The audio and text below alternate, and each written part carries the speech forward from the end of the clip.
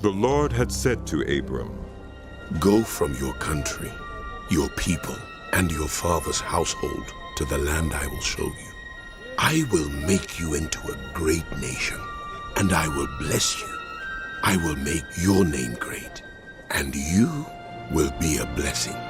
I will bless those who bless you, and whoever curses you, I will curse.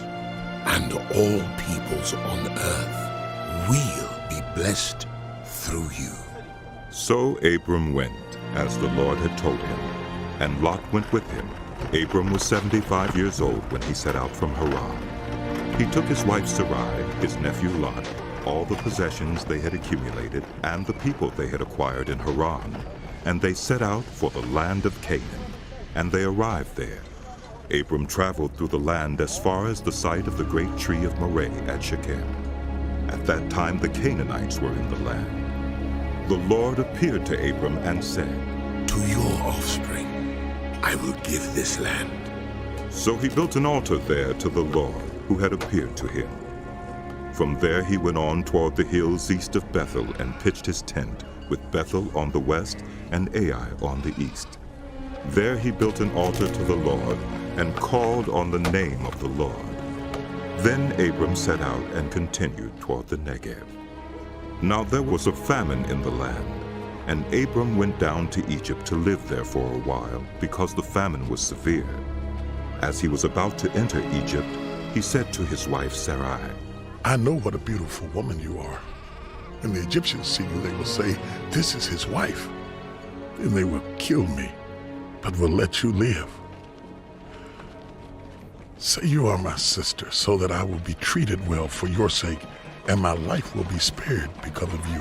When Abram came to Egypt, the Egyptians saw that Sarai was a very beautiful woman. And when Pharaoh's officials saw her, they praised her to Pharaoh, and she was taken into his palace. He treated Abram well for her sake, and Abram acquired sheep and cattle, male and female donkeys, male and female servants, and camels. But the Lord inflicted serious diseases on Pharaoh and his household because of Abram's wife Sarai. So Pharaoh summoned Abram. What have you done to me? He said, Why didn't you tell me she was your wife? Why did you say she is my sister, so that I took her to be my wife? Now then, here is your wife. Take her and go. Then Pharaoh gave orders about Abram to his men, and they sent him on his way with his wife and everything he had. Abram went up from Egypt to the Negev with his wife and everything he had, and Lot went with him. Abram had become very wealthy in livestock and in silver and gold. From the Negev he went from place to place until he came to Bethel, to the place between Bethel and Ai, where his tent had been earlier, and where he had first built an altar. There Abram called on the name of the Lord. Now Lot, who was moving about with Abram, also had flocks and herds and tents. But the land could not support them while they stayed together, for their possessions were so great that they were not able to stay together, and quarreling arose between Abram's herders and the herders of Lot. The Canaanites and Perizzites were also living in the land at that time. So Abram said to Lot, Let's not have any quarreling between you and me, or between your herders and mine, for we are close relatives. Is not the whole land before you? Let's part company. If you go to the left, I'll go to the right. If you go to the right, I'll go to the left. Lot looked around and saw that the whole plain of the Jordan was well watered, like the garden of the Lord, like the land of Egypt toward Zoar. This was before the Lord destroyed Sodom and Gomorrah. So Lot chose for himself the whole plain of the Jordan and set out toward the east. The two men parted company. Abram lived in the land of Canaan, while Lot lived among the cities of the plain and pitched his tents near Sodom. Now the people of Sodom were wicked and were sinning greatly against the Lord. The Lord said to Abram after Lot had parted from him, Look around from where you are, to the north and south, to the east and west. All the land that you see, I will give to you and your offspring forever. I will make your offspring like the dust of the earth, so that if anyone could count the dust, then your offspring could be counted. Go, walk through the length and breadth of the land, for I am giving it to you. So Abram went to live near the great trees of Mamre at Hebron, where he pitched his tents. There he built an altar to the Lord. Time when Amraphel was king of Shinar, Arioch king of Elasar, Chedorlaomer king of Elam, and Tidal king of Goyim. These kings went to war against Bera, king of Sodom, Bersha king of Gomorrah, Shinab king of Admah, Shemeber king of Zeboim, and the king of Bela, that is Zoar. All these latter kings joined forces in the valley of Siddim, that is, the Dead Sea Valley. For 12 years they had been subject to Chedorlaomer.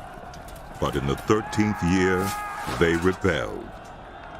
In the 14th year, Chedorlaomer and the kings allied with him went out and defeated the Rephaites in Ashtaroth Karnaim, the Zuzites in Ham, the Emites in Shaveh, Kiriathaim, and the Horites in the hill country of Seir, as far as El Paran, near the desert.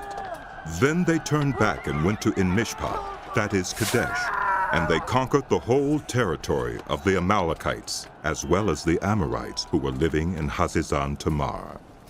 Then the king of Sodom, the king of Gomorrah, the king of Admah, the king of Zeboim, and the king of Bela, that is Zoar, marched out and drew up their battle lines in the valley of Siddim against Chedorlaomer, king of Elam, Tidal, king of Goyim, Amraphel, king of Shinar, and Arioch, king of Elasar. 4 kings against 5. Now the valley of Siddim was full of tar pits, and when the kings of Sodom and Gomorrah fled, some of the men fell into them, and the rest fled to the hills. The 4 kings seized all the goods of Sodom and Gomorrah, and all their food. Then they went away. They also carried off Abram's nephew Lot and his possessions, since he was living in Sodom. A man who had escaped came and reported this to Abram the Hebrew. Now Abram was living near the great trees of Mamre the Amorite, a brother of Eshcol and Aner, all of whom were allied with Abram. When Abram heard that his relative had been taken captive, he called out the 318 trained men born in his household and went in pursuit as far as Dan. During the night, Abram divided his men to attack them, and he routed them, pursuing them as far as Hobah, north of Damascus. He recovered all the goods and brought back his relative Lot and his possessions, together with the women and the other people. After Abram returned from defeating Chedorlaomer and the kings allied with him, the king of Sodom came out to meet him in the valley of Shaveh, that is, the king's valley. Then Melchizedek, king of Salem, brought out bread and wine. He was priest of God Most High, and he blessed Abram, saying, Blessed be Abram by God Most High, creator of heaven and earth, and praise be to God Most High, who delivered your enemies into your hand. Then Abram gave him 1/10 of everything. The king of Sodom said to Abram, Give me the people, and keep the goods for yourself. But Abram said to the king of Sodom, With raised hand I have sworn an oath to the Lord, God Most High, creator of heaven and earth, that I will accept nothing belonging to you, not even a thread or the thong of a sandal, so that you will never be able to say, I made Abram rich. I will accept nothing but what my men have eaten, and the share that belongs to the men who went with me. To Aner, Eshcol, and Mamre, let them have their share. The word of the Lord came to Abram in a vision. Do not be afraid, Abram. I am your shield, your very great reward. But Abram said, Sovereign Lord, what can you give me since I remain childless, and the one who will inherit my estate is Eliezer of Damascus? And Abram said, You have given me no children, so a servant in my household will be my heir. Then the word of the Lord came to him. This man will not but a son coming from your own body will be your heir. He took him outside and said, Look up at the heavens and count the stars, if indeed you can count them. Then he said to him, So shall your offspring be. Abram believed the Lord, and he credited it to him as righteousness. He also said to him, I am the Lord who brought you out of Ur of the Chaldeans to give you this land to take possession of it. But Abram said, Sovereign Lord, how can I know that I will gain possession of it? So the Lord said to him, Bring me a heifer, a goat, and a ram, each 3 years old, along with a dove and a young pigeon. Abram brought all these to him, cut them in two, and arranged the halves opposite each other. The birds, however, he did not cut in half. Then birds of prey came down on the carcasses, but Abram drove them away. As the sun was setting, Abram fell into a deep sleep, and a thick and dreadful darkness came over him.